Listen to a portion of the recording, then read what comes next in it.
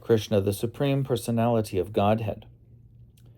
A summary study of Srila Vyasadev's Srimad Bhagavatam 10th Canto by His Divine Grace A.C. Bhaktivedanta Swami Prabhupada, founder, Acharya of the International Society for Krishna Consciousness. Chapter 42, The Breaking of the Bow in the Sacrificial Arena. After leaving the florist's place, Krishna and Balaram saw a hunchbacked young woman carrying a dish of sandalwood pulp through the streets. Since Krishna is the reservoir of all pleasure, he wanted to make all his companions joyous by cutting a joke with the hunchbacked woman. Krishna addressed her, quote, "O tall young woman, who are you? Tell me, for whom are you carrying this sandalwood pulp in your hand? I think you should offer this sandalwood to me, and if you do so, I am sure you will be fortunate." Unquote. Krishna is the Supreme Personality of Godhead, and he knew everything about the hunchback. By his inquiry, he indicated that there was no use in serving a demon. She would do better to serve Krishna and Balaram and get an immediate result of the service. The woman replied to Krishna, quote, "My dear Shyamasundar, dear beautiful dark boy, you may know that I am engaged as a maidservant of Kamsa. I am supplying him pulp of sandalwood daily. The king is very much pleased with me for supplying this nice thing, but now I see that there is no one who can better be served by this pulp of sandalwood than you two brothers." Unquote.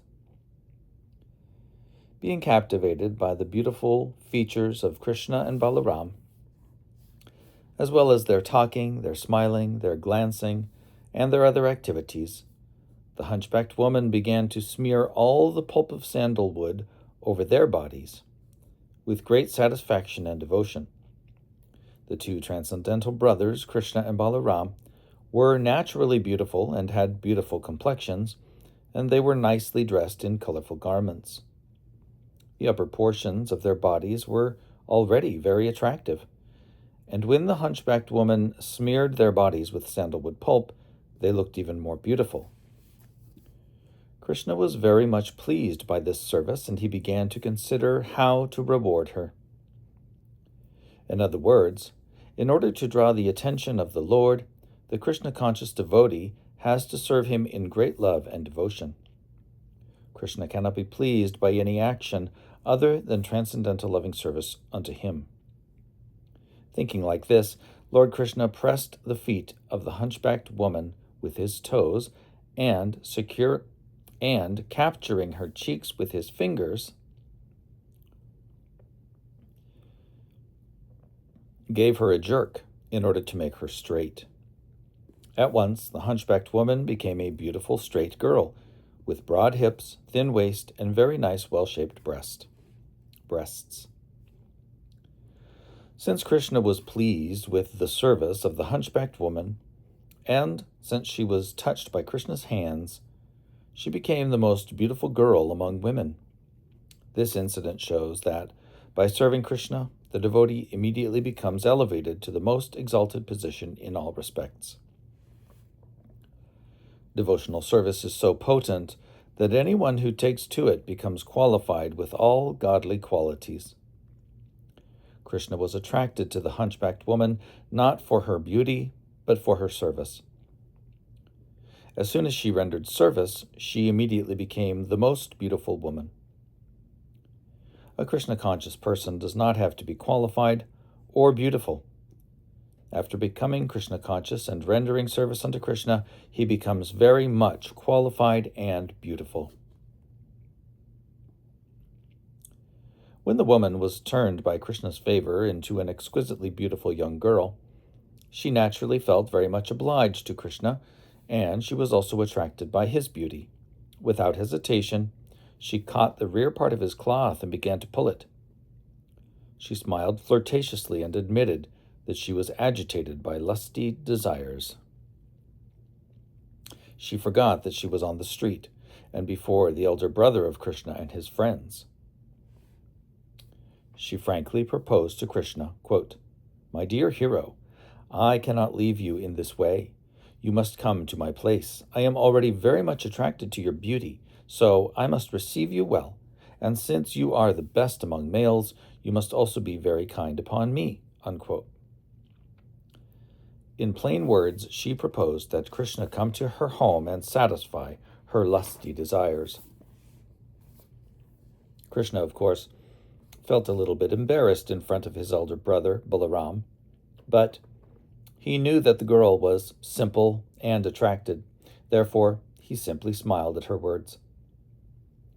Looking toward his cowherd boyfriends, he replied to the girl, quote,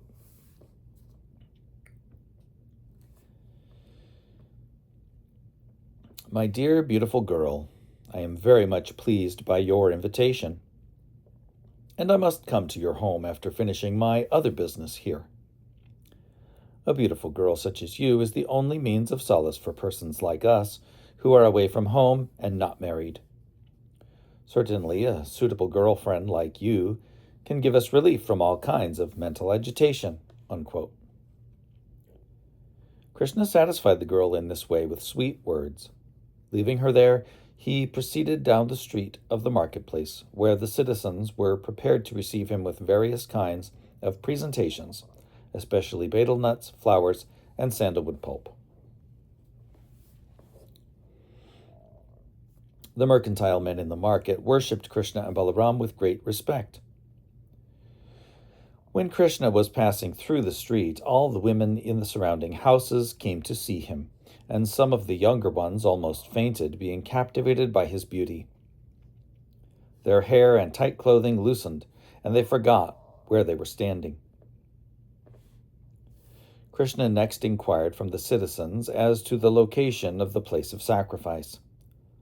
Kamsa had arranged for the sacrifice called Dhanur Yagya, and to designate this particular sacrifice, he had placed a big bow near the sacrificial altar. The bow was very big and wonderful, and resembled a rainbow in the sky. Within the sacrificial arena, this bow was protected by many constables and watchmen engaged by King Kamsa. As Krishna and Balaram approached the bow, they were warned not to go nearer, but Krishna ignored this warning. He forcibly went up and immediately took the bow in his left hand. After stringing the bow in the presence of the crowd, he drew it and broke it at the middle in two parts, exactly as an elephant breaks sugar cane in the field. Everyone present appreciated Krishna's power. The sound of the bow cracking filled both sky and land, and was heard by Kamsa. When Kamsa heard what had happened, he began to fear for his life. The caretakers of the bow, who were standing by watching, became very angry, and with their respective weapons in hand, they rushed toward Krishna, shouting, "Arrest him! Arrest him! Kill him! Kill him!" Krishna and Balaram were surrounded. When they understood the sinister motives of the guards, they became angry, and taking up the two pieces of the broken bow, they began to beat down all of Kamsa's caretakers. While this turmoil was going on, Kamsa sent a small group of troops to assist the caretakers, but Krishna and Balaram fought with them also and killed them.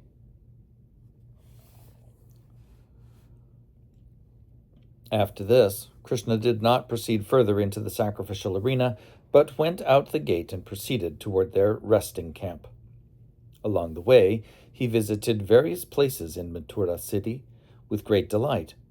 Seeing the activities and wonderful prowess of Krishna, all the citizens of Mathura began to consider the two brothers to be demigods who had come down to Mathura, and they all looked upon them with great astonishment.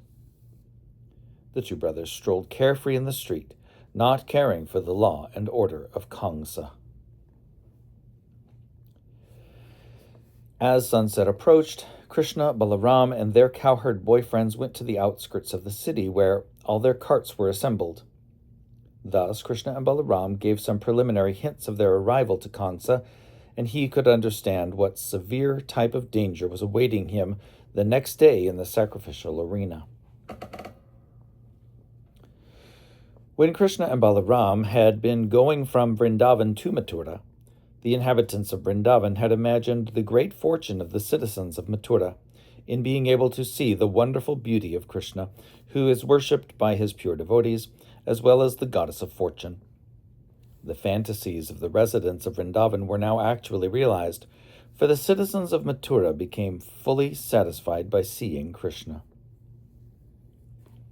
When Krishna returned to his camp, he was taken care of by servants who washed his lotus feet, gave him a nice seat, and offered him milk and palatable dishes. After taking supper and thinking of the next day's program, he very peacefully took rest. Thus he passed the night there. On the other side, when Kamsa came to understand about the breaking of his wonderful bow and the killing of the caretakers and soldiers by Krishna, he could partially realize the power of the Supreme Personality of Godhead.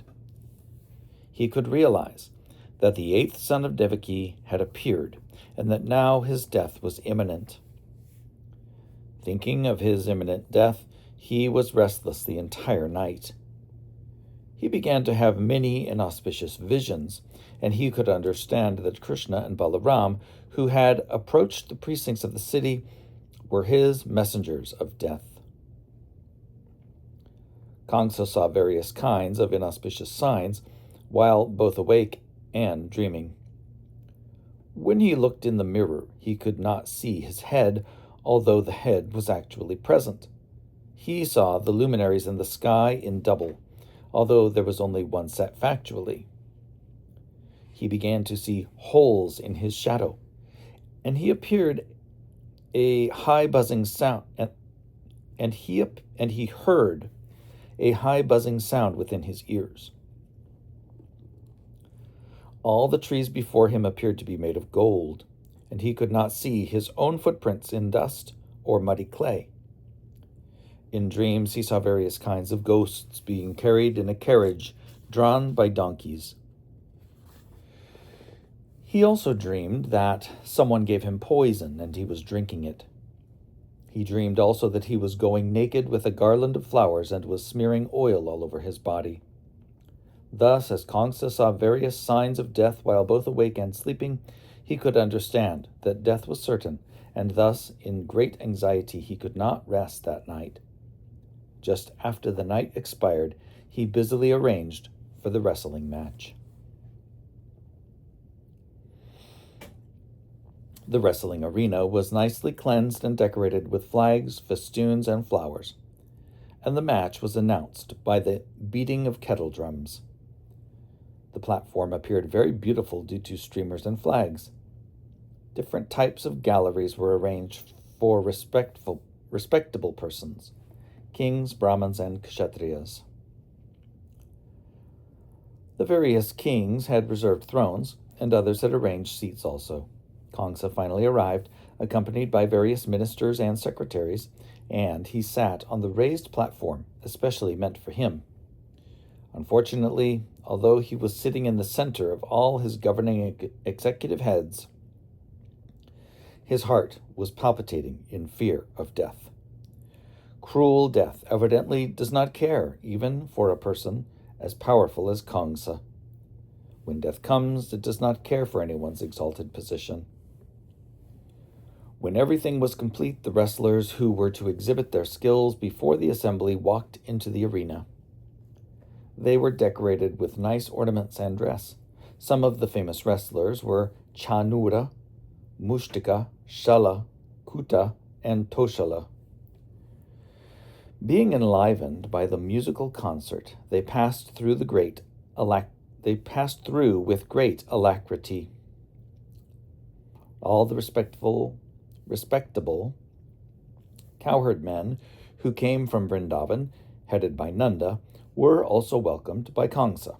After presenting Kamsa with the milk products they had brought with them, the cowherd men also took their respective seats by the side of the king, on a platform especially meant for them. Thus ends the Bhaktivedanta purport of the 42nd chapter of Krishna, the breaking of the bow in the sacrificial arena.